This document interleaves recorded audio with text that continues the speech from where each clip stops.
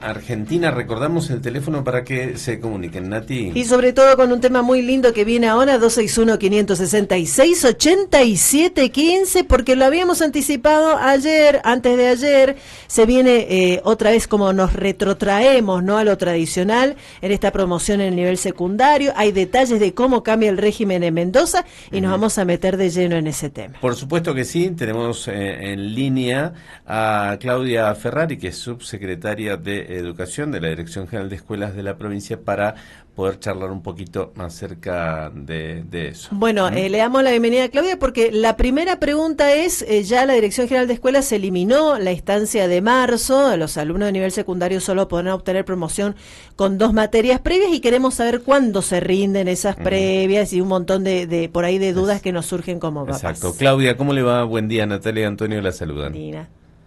¿Qué tal? Buenos días para ustedes y para toda la audiencia. Muchas gracias por atendernos. Bueno, vamos. Cuéntenos, no, por favor. Vamos con la primera, entonces, con la primera pregunta. Bueno, cada colectivo tiene un calendario que tiene que ver con acompañar las trayectorias y, sobre todo, tender a que los estudiantes puedan lograr la promoción, los que están en años previos al último año de secundaria y, por supuesto, los del último año que logren lo que denominamos egreso efectivo, es decir, que puedan titular. En este sentido, nosotros en este momento en agosto estamos cursando una de las fechas en las cuales los estudiantes que tienen espacios pendientes de aprobación de años anteriores, lo que todos conocemos como previas, están pudiendo rendir esas materias previas. Este proceso se vuelve a repetir en noviembre. La particularidad de lo que se está modificando con la resolución que se deroga, que es una resolución que se generó en pandemia a raíz de que todos los estudiantes no habían podido tener el mismo nivel de intensidad en sus trayectorias escolares por distintos motivos, pero sobre todo tuvo que ver con la conectividad, el tener dispositivos, el tener adultos en la familia que acompañaran y demás. Bueno, tuvimos que eventualmente y circunstancialmente, por ese motivo, determinar que en marzo aquellos estudiantes que cuando cerraba el periodo de intensificación de febrero tuvieran entre 3 y 5 espacios desaprobados, tenían ahí una instancia en la cual podían acreditar los espacios que les quedaban para poder quedar solo con 2 y promocionar al año inmediato superior. La derogación que se está haciendo da como resultado que cuando cierre el ciclo lectivo 2025, que esto es en febrero del 2026, los estudiantes que tengan más de 2 espacios desaprobados en el total de su trayectoria hasta ese momento están permaneciendo, es decir, no promocionan al año inmediato superior. Nos volvemos para atrás. Claro, esa licencia queda obsoleta y es lo que veníamos haciendo tradicionalmente en Mendoza. Exactamente. Volvemos al régimen académico tradicional, al que todos conocemos y el que, bueno, la mayoría de nosotros, de los que hemos cursado antes el secundario, tenemos como experiencia, ¿no? Yo, si al último día de clases el estudiante tiene algunas materias del año que está cursando que no ha podido acreditar, saben ustedes que se extiende el periodo, en el caso de este año hasta el 19 de diciembre, con el periodo de intensificación de diciembre. Si aún así no lo acredita, pasa a febrero, a lo que es la instancia de febrero, hasta el último día que se da esa instancia, y en ese momento no puede tener más de 2 espacios curriculares, porque la instancia de marzo no va a estar disponible. Bien. ¿Y qué pasa con ese alumno? ¿Repite el año? ¿Cómo es? Como siempre tenemos en nuestro régimen académico, el estudiante permanece en el ciclo que está cursando, en el año que está cursando en este ciclo. Por ejemplo, si un chico está en tercer año de secundaria y no logra la promoción, el año que viene tiene que rehacer el tercer año. Bien. Siempre se permanece en el último año cursado. Claudia, yo por ahí me quedo con cosas tradicionales. Obviamente tengo hijos que me van actualizando en algunas cosas, pero otras cosas no me acuerdo. ¿Qué pasa con cómo se rinde? ¿Se rinde unidades? ¿Se va llevando la materia completa también a estas instancias anteriores de febrero? ¿Cómo es el sistema? ¿Cómo está funcionando últimamente? Porque, bueno, los chicos... ¿Es la materia completa o es específicamente la parte que no aprobaron? Que no aprobaron. Como tienen ahora posibilidades en agosto, también tienen posibilidades también en noviembre, en diciembre, por lo que estoy escuchando. Bueno, ¿cómo se arma todo ese régimen ahí? Bien, es muy buena la pregunta porque en realidad hay diferencias según el caso. Si los espacios que yo no logré acreditar son los de este año, los que estamos cursando ahora, y voy a diciembre o a febrero, el docente, como el periodo es único, está dentro del mismo ciclo lectivo, solamente va a evaluar a los chicos en aquellos saberes que no lograron acreditar, que no pudieron dar cuenta de que están aprendidos. Ahora, la unidad, ponele, no sé si se llama así. Okay. Sí, se llaman AP, aprendizajes prioritarios, pero en definitiva es aquellos saberes que el docente considera que son indispensables que el estudiante los sepa para poder acreditar la materia, ¿no? Bien. Ahora, si hablamos de previas, de las materias que los chicos adeudan de años anteriores, en ese caso es lo que nosotros conocemos como materia completa. Lo que sucede es que los docentes en esa circunstancia también evalúan aquello que es fundamental del espacio curricular.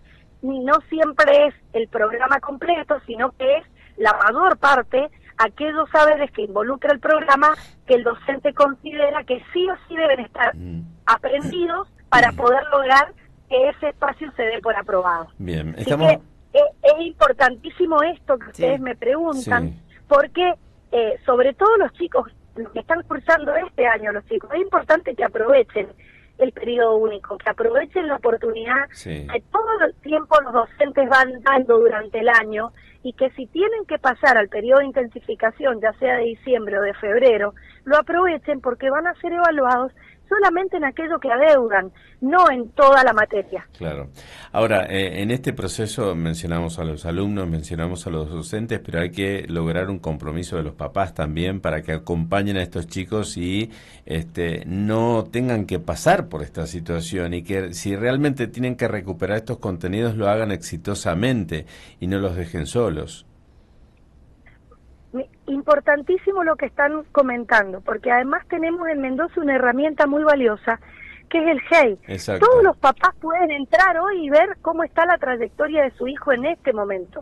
Por lo tanto, es fundamental que los papás observen las calificaciones de los chicos, que si los chicos están en riesgo, están viendo que no les está yendo bien, se acerquen a la escuela, hablen con el preceptor, hablen con el profesor que corresponda, acompañen y les hagan tomar conciencia de la importancia de hacer el esfuerzo ahora, que es cuando hay que hacerlo. Exacto. Este es el momento de sentarse, cumplir con lo que el docente está pidiendo y, por supuesto, estudiar para aprender lo que hay que aprender.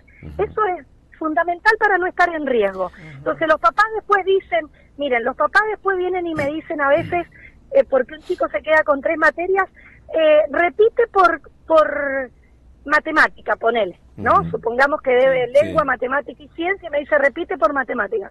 No repite por matemática, repite porque hay 3 espacios curriculares que no acreditó. Repite porque durante el ciclo lectivo no hizo el esfuerzo que había que hacer. Entonces, no hay que esperar al último momento, hay que trabajar sostenidamente hoy, ahora. Ahora, ¿cómo están las estadísticas en este sentido? ¿Cuántos chicos están precisamente con estas materias previas? ¿Cuántos completan el cursado correctamente? Nosotros tenemos un promedio de un 17, entre 15 y 17% de chicos que tienen algún espacio pendiente de aprobación, con lo cual las escuelas están intensificando en este momento todo el trabajo para sacar las previas, porque si sacan las previas los chicos, claramente están en menor riesgo que si además de que les está yendo mal en algún espacio actual, tienen alguna previa. Así que hoy hay un trabajo muy intenso sobre los espacios pendientes de ciclos anteriores, y también nosotros, a partir de la derogación de la normativa, también estamos haciendo llegar a las escuelas aportes para la implementación y para el trabajo durante el resto de este año, para que evalúen bien cómo está cada uno de los estudiantes, miren las trayectorias, llamen a los papás que hay que llamar, se sienten a dialogar con los chicos que están en riesgo, para que también los estudiantes, que mientras más grandes son, más posibilidades tienen de hacerse cargo ellos mismos, ¿no?, de la situación, y que no necesiten que el papá los esté acompañando tan de cerca. Entonces, las escuelas están en un proceso de revisión de previas por un lado, y también de revisión de cómo va la trayectoria del estudiante en el ciclo que se está cursando actualmente. Claudio, no quiero desaprovechar la oportunidad para ver cómo están analizando hoy, porque se viene un cambio estructural importante hacia adelante en todo lo que es la currícula, el armado. Inclusive ya hay colegios que están implementando educación financiera, en el caso que les guste. Bueno, la robótica ya está hace un rato también implementada, pero evidentemente se viene toda una visión nueva con la intención de que el estudiante del secundario ya salga con grandes posibilidades de insertarse en el mundo laboral y de tantas ocupaciones o profesiones que se han dejado de hacer, ¿no? Y se han ocupado mucho más de la tecnología. ¿Cómo lo vienen viendo ustedes? Porque esto es el futuro. Ya, por lo menos el gobierno nacional está hablando de esa posibilidad. Nosotros venimos ya hace tiempo trabajando en algunas líneas que para nosotros son transversales y te diría innegociables. La formación en educación financiera es un eje, la formación en tecnología, en programación, en robótica, en inteligencia artificial es otro. El conocimiento de idiomas es otro muy, muy importante también.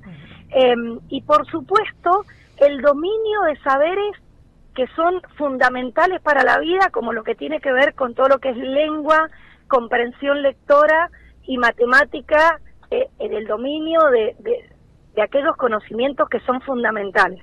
En este sentido, hay programas que se están implementando, hay capacitación docente de manera permanente, hay proyectos en los cuales participan los estudiantes y las escuelas de manera voluntaria, pero también en el proceso que estamos de debate respecto de la secundaria que queremos para Mendoza. Todos estos temas están, por supuesto, siendo evaluados y viendo eventualmente, en el caso de que debamos hacer alguna modificación en las estructuras curriculares, pensar la posibilidad de que no sea todo tan rígido como es hoy.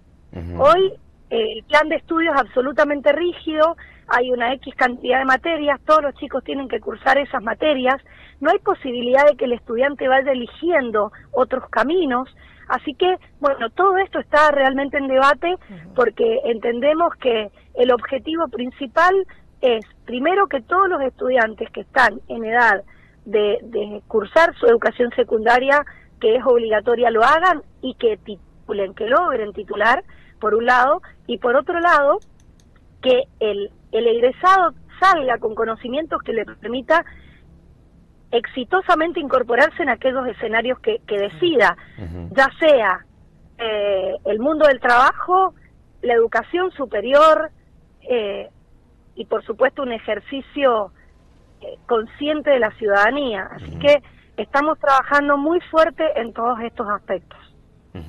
Bien, ¿hay algo en común en los alumnos que tienen problemas y que tienen materias pendientes? En realidad hay una multiplicidad de factores. En general se dan algunas situaciones que son como reiteradas. A veces hay alumnos que son muy buenos estudiantes, pero que tienen circunstancialmente alguna situación personal de salud o familiar que los pone en riesgo. Ese es un grupo que claramente aparece cada año.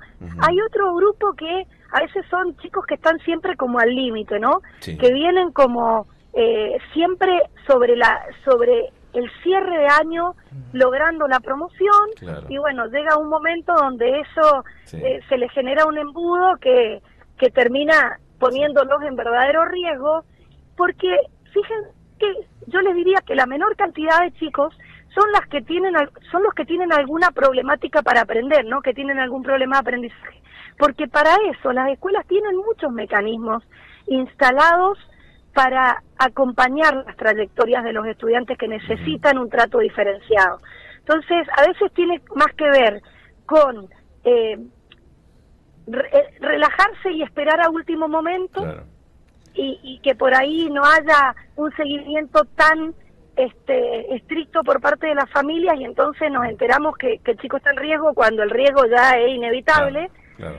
o situaciones muy particulares que hacen que a lo mejor el rendimiento escolar sea un problema que no es el que hay que priorizar en ese Claro. momento.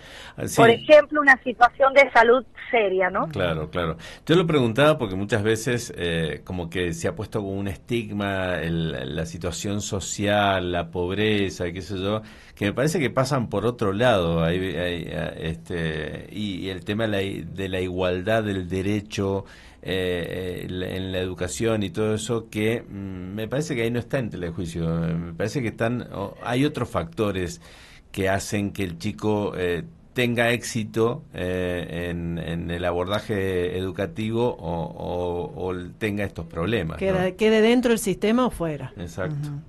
Claro, miren, realmente nosotros tenemos una gran cobertura en el sistema. Tenemos escuelas en todos los rincones de la provincia. Por lo tanto, el acceso a la escuela está garantizado. Claro. Una vez que el estudiante está en la escuela, bueno, ya depende de otros factores. Entonces, nosotros trabajamos mucho teniendo la cobertura tan amplia que tenemos en la asistencia, porque que el estudiante esté todos los días en la escuela es fundamental para que Sí. lo podamos acompañar y que no esté en riesgo. Y bueno, y por otro lado está también el factor que el estudiante tiene que poner, que es la responsabilidad y su compromiso con el proceso de aprendizaje. Claro. Entonces, yo en lo personal siempre creo que hacemos todo para que el lugar de procedencia del estudiante no sea el que determina el resultado. Exactamente. Claudia, le agradecemos muchísimo esta charla, muy amable. Gracias, Claudia. No, por favor, que sigan muy bien. Gracias, adiós, hasta luego. Claudia Ferrari, subsecretaria de Educación de la provincia de Mendoza. Bueno, hablando de estos temas, hay la familia focalizando detrás de los chicos, ayudando al docente también, porque no es una cuestión de deslindar responsabilidad sobre el docente y después ir a preguntarle a fin de año qué pasó. Lo que pasa que, bueno, por ahí las bases en el secundario ya, viste, como que tendrían que empezar a estar. Y para aquellos padres que por ahí también nos desentendemos en algunos puntos en cuanto a las mesas, cuando nos retrotraemos. Más Claro. parecido a cuando nosotros íbamos a la secundaria, tenemos algunas instancias más para que ellos vayan aprobando Sí. y vayan teniendo más posibilidades. Porque eso sí, posibilidades tienen. Tiene esas clases de apoyo. Tiene un Está montón de buenísimo cosas. eso. En mis Sí. épocas no había mucha clase de Sí. apoyo. Si la agarraba a la profe, no entiendo esto, y por ahí se ponía un ratito Sí, al lado si tenía tuyo. buena voluntad, sí. Sí, pero ahora no. Tienen su lugar para que Exacto. vayan. Tienen Tienen aulas